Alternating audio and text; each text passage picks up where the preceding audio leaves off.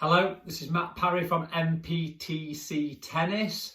As you can see, no Alfred Parry today. He's busy at work running his Alfred Parry Tennis Academy. It's going really successful, so he hasn't got the time for videos at the moment. So hopefully, when he does get a bit of time in the near future, he'll be back on the camera. So just me again today.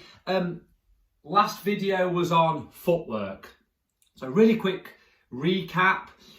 We went through what I consider the first two stages of really simple, effective tennis footwork. So we talked about the step out. So if the ball comes near you in tennis and you don't have to move your feet at all, you can just step out in whatever direction you need to hit the ball after understanding what leg you play off, so where the weight is based. So obviously we'll do it on a backhand for this demonstration. If it's a short backhand here, I know I want to be stepping on my right leg. If the ball comes close to me, it's a simple step in on my right leg.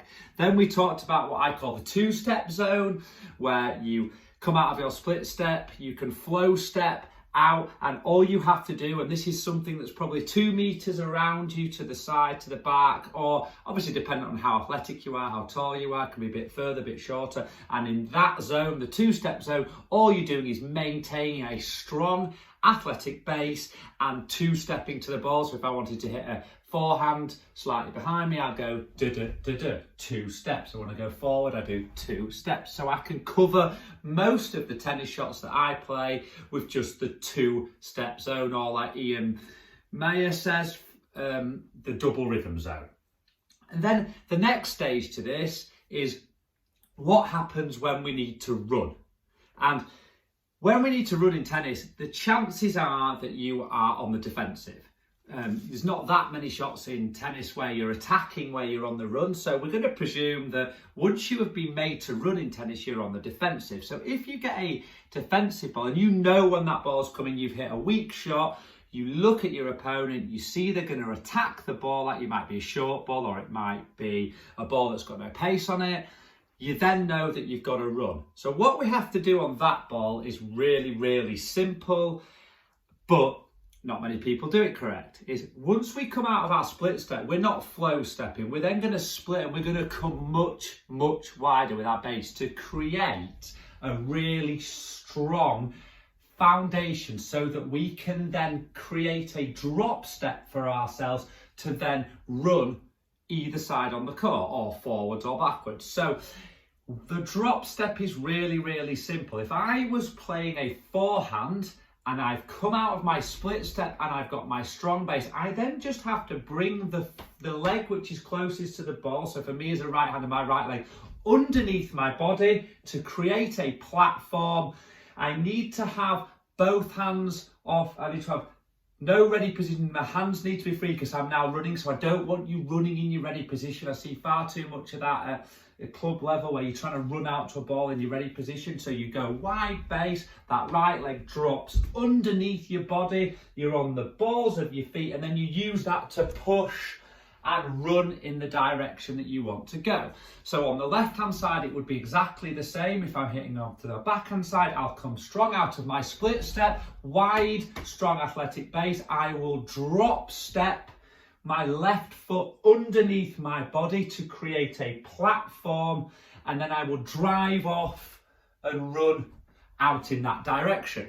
So to practice this, all I like to do, I don't like to use any cones or ladders or anything like this. I just like you to be aware that that's happening. Practice it without the ball. Do it slow to start with, and just progress to full sprinting after maybe 10 or 15 goes. So the first go, you might go split step, drop, look, check, and then push 1 step. You might do that 10, 15 times to feel that push, drop, check the platform, check the foot's where you want to be. And then once you've got that, then start to drive 1 or 2 steps, and then start to drive 3 or 4 steps.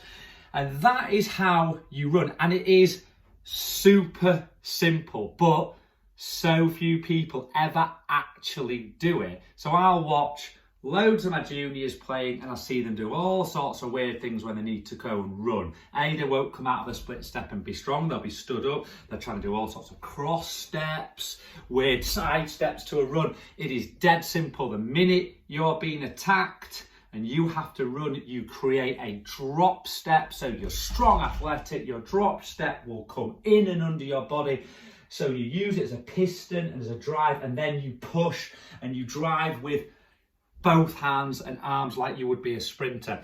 I think a good thing that I use for a lot of players to give them a good visual sort of plan on what this should look like is, I think about sprinters in the blocks, and I know it's not exactly the same because they've got both feet facing forward and we'll have one slightly off, but when you see that sort of Usain Bolt come up into that sprint position, you see that strong platform base, and that is the base that we are trying to achieve as tennis players, but in a quicker, more fluid way, because obviously you've got to do it whilst you're moving. So, you can imagine it once you've come out of your split step, and then it's that almost like I'm in a block, but this is happening fast, and then that's your push off there.